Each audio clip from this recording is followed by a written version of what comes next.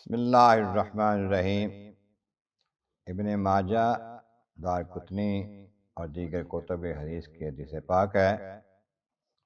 عن ابی سعید سعد ابن مالک ابن سنان رضی اللہ تعالیٰ عنہ عن خدری، ابو سعید خدری رضی اللہ تعالیٰ عنہ سے روایت ہے ان رسول اللہ صلی اللہ علیہ وسلم قال، جناب رسول کریم رحمت عالمین صلی اللہ علیہ وآلہ وصحبہ وسلم نے ارشاد فرمایا، لا ضرر ولا ضرار، نہ تو نقصان پہنچاؤ اس طرح کہ کسی نے تمہیں نقصان نہیں پہنچایا تم اس کو نقصان پہنچاؤ، اور دوسرے اس طرح کہ کسی نے تمہیں نقصان پہنچایا ہے اس کو بھی نقصان نہ پہنچاؤ، بلکہ اس کے درگزر سے کام لو، اس کو معاف کرو۔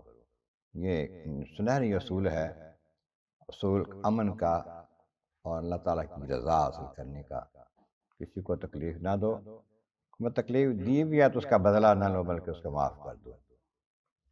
روایت میں آتا ہے موسیٰ علیہ السلام نے اللہ تعالیٰ کی بارگاہ میں عرض کی کہ مولا تیرا سب سے پیارا بندہ کون ہے، زیادہ پیارا تجھے کون ہے؟ میں وہ ہے جو بدلہ لے سکتا ہے لیکن بدلہ نہیں لیتا۔ موسیٰ نے عرض کی کہ اے بار خدا، محبوب تیرا کون ہے بندوں میں سوا؟ ارشاد ہوا بندہ ہمارا وہ ہے جو لے سکے اور نہ لے بدی کا بدلہ۔ اللہ تعالیٰ ہمیں اس پر عمل کی توفیق عطا فرمائے۔